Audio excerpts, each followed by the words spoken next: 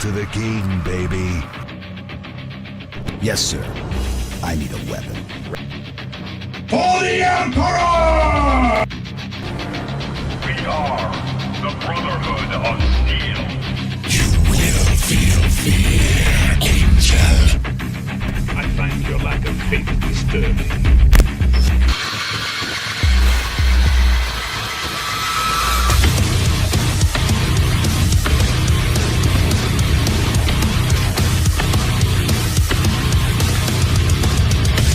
Hello everybody, I hope you've had a good May. The summer is here and my god has it been hot. But I enjoyed the weather. I also enjoyed watching Detective Pikachu and Season 8 of Game of Thrones, which, okay, no, I didn't really enjoy that so much. But I also started watching the Mayans TV show, which I'm really loving, and I only finished it last night, to be honest.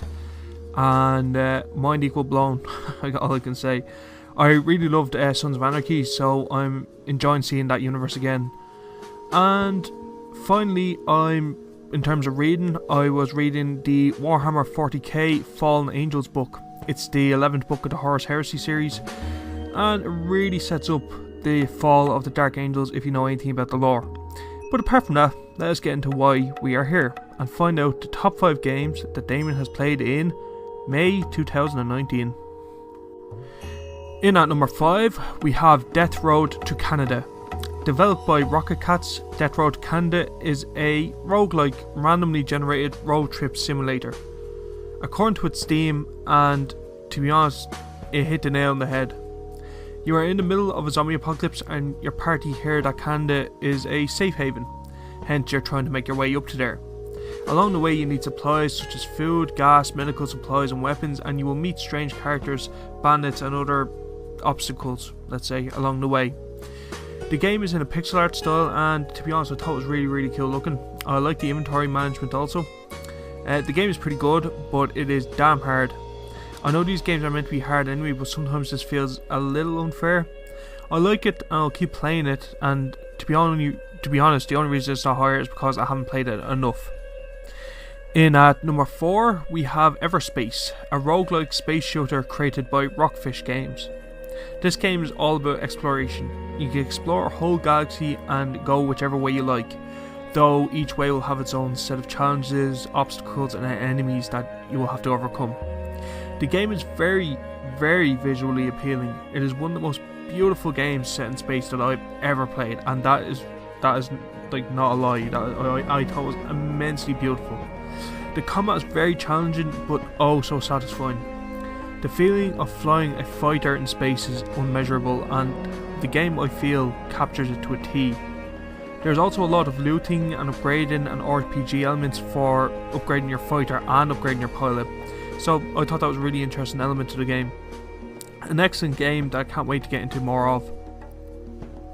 At number 3, we have Dark Souls. Yes, Dark Souls. The game that splits people into one of 2 groups.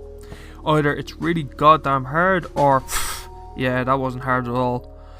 I've never met anyone who was in the middle about this game. I'm in the really hard group.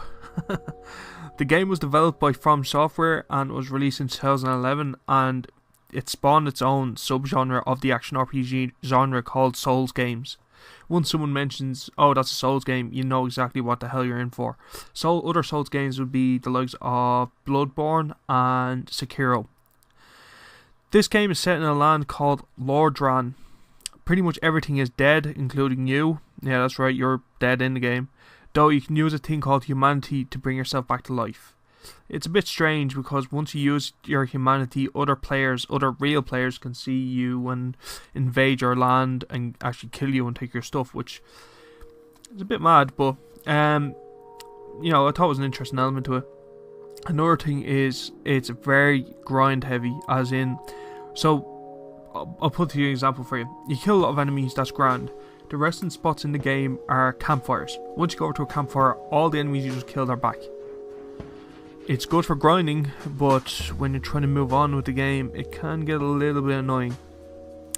A big part of the game is to collect souls from fallen enemies and other means, and use that as your XP and your currency. The game is all about being grim dark. drab and just utterly depressing. But it is a beautiful game with pretty good graphics, great gameplay, interesting and imaginative enemies and bosses, and it's just overall really entertaining. I hope to beat this someday. At number 2 we have Call of Duty Modern Warfare 3. This game blew me away. Yes, I know it's a COD game and I am of that mind frame that once you played one, you played them all. But I'm more talking about the story. In terms of COD games, the Modern Warfare story was actually pretty great and very interesting. I love the characters, Captain Price, Soap, Yuri and Frost, and the villain Makarov. The story takes place in Europe and Africa, with the Russians invading Europe and, to be honest, blowing it all to hell, but being pushed back by an American-led defense force after in Modern Warfare 2, where the Russians actually invaded the American mainland. An African militia force is helping the villain of the game, Makarov, which is why you go down to Africa and you play the characters. Well, you play the character Yuri, but you're helping Price and Soap to take them out. The game is tense and the action is fantastic, though it doesn't feel like dumb non-stop action all the way through. There's an actual storyline and you start to really feel for the characters. Also, it wouldn't be a Modern Warfare game without a little controversy. I'm looking at you, no Russian. But the video in this game of the bomb going off in London, my mouth was open. It was a shocking moment. Though, you know, it works in the game. But yeah, it is a pretty shocking moment. I'll let you look it up yourself on your own, your own guidance. But I thought it was a nice roundup to the Modern Warfare storyline. I played the campaign 3 times now since 2011, when the game came out. I think it was 2011, and it's never bored me. And to be honest, in saying that, I'm actually really looking forward to the new Modern Warfare game that's coming out later this year. And finally, at numero uno, we have Mount and Blade Warband. This game makes me want to bite my controller so hard. Basically, in the game, you start off as a nobody, though you get to choose your backstory, which I thought was a cool and very RP-esque, roleplay-esque element to the game. You travel through the land of Calradia, which is made up of 6 different kingdoms. In the game, you meet various lords and kings that want you to fight for them, and you join their armies, make war with the other nations while trying to build up your own reputation, become a lord yourself, and eventually king or queen. The game also has you fighting various bandits such as desert bandits, mountain bandits and forest bandits, all with different tactics. You also help out villages while trying to maintain your own army through XP, food and morale. On top of all this, your character can level up like a traditional roleplay game, and you can choose to buff yourself or your army. The reason why I find this game a little frustrating though is how some things happen. Let me explain.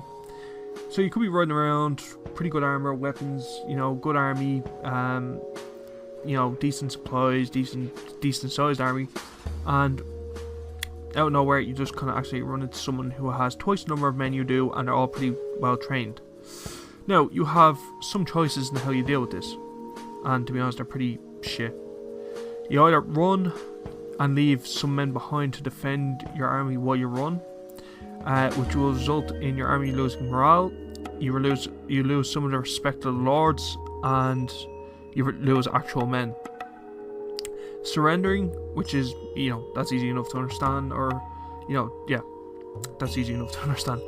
And fighting, which if you lose, you might lose some armor or weapons, but you will definitely lose your army, and you will be taken prisoner for a short while, and to be honest, you'll just be back to square one, which is, it's pretty goddamn annoying, because to try and get pretty far in it, you're spending a lot of resources just to lose it all in one battle. Now, I get it, your man has a bigger army, he has better army, of course you're going to lose everything, but it doesn't need to be so goddamn harsh, I just think.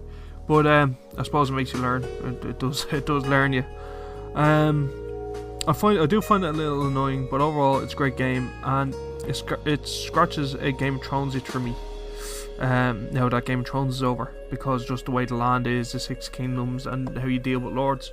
The other thing I find very interesting about the game is if you do try and go for a female character, it actually tells you that the game is going to be harder.